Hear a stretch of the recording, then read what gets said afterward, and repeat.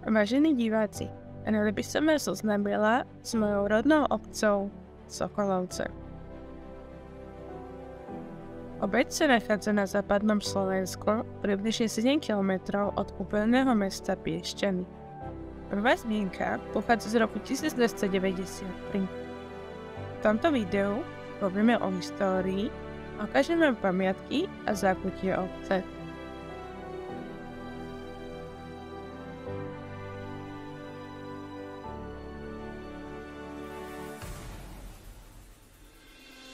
Ako prvé sa tu nachádza farský kostol Povýšenia svätého Kríža, ktorý bol postavený v barokovom štýle v roku 1770.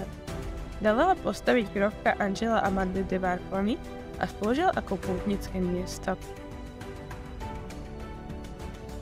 Dominantou Sokoloviec je barokov klasicistický kaštiel, ktorý bol postavený začiatkom 18. storočia. K tomuto kaštielu bola v druhej polovici 18. storočia budovaná väža z timburín, ktorá slúžila ako hviezdáreň.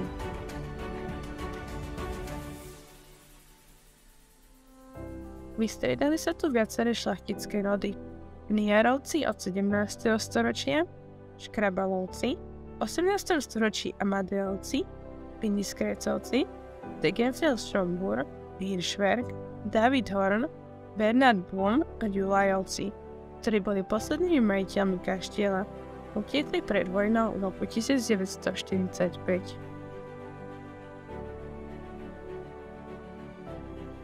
Do areálu kaštieľa patrí i park s rybníkom, ktorý zušľachtil David Horn. V parku sa nachádzajú vzácne draviny, ktoré sú chránené. Sú to najmä platany a dva červené buky, ktoré majú vyše 200 rokov. Celý areál je štátom chránená pamiatka. V minulosti sa tu nachádzala politická škola, liečebný ústav na liečbu tuberkulózy do roku 1976 a potom psychiatrická liečebňa, ktorá tu fungovala až do roku 2009.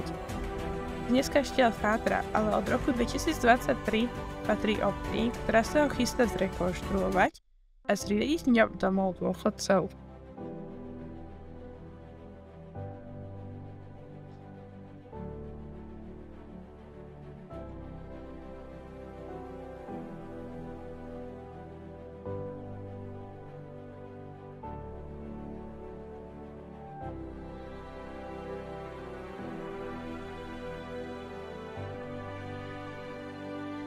Jedno z mojich obľúbených miest je zrovna toto. Poznáte to pod názvom Pod Studničkou či Pod Starým Váhom. Legenda vraví, že sa tu pred 700 rokmi zjavila Panna Mária. Moje druhé obľúbené miesto je pri Váhu, pretože je tu pokoj a ticho.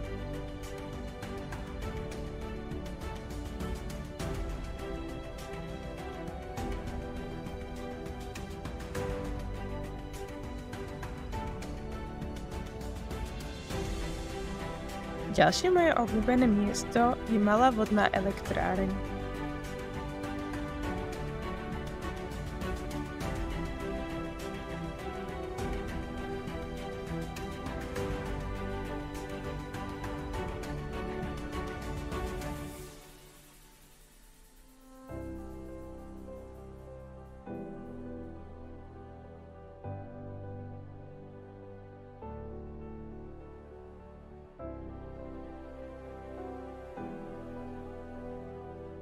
Štvrté a posledné miesto je vodná nádrž Sluňava, ktorá bola vybudovaná medzi rokmi 1956 a 1959 s rozlohou 4,3 km.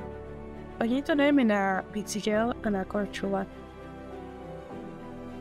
Ďakujem za pozornosť a dúfam, že sem niekedy zavítate.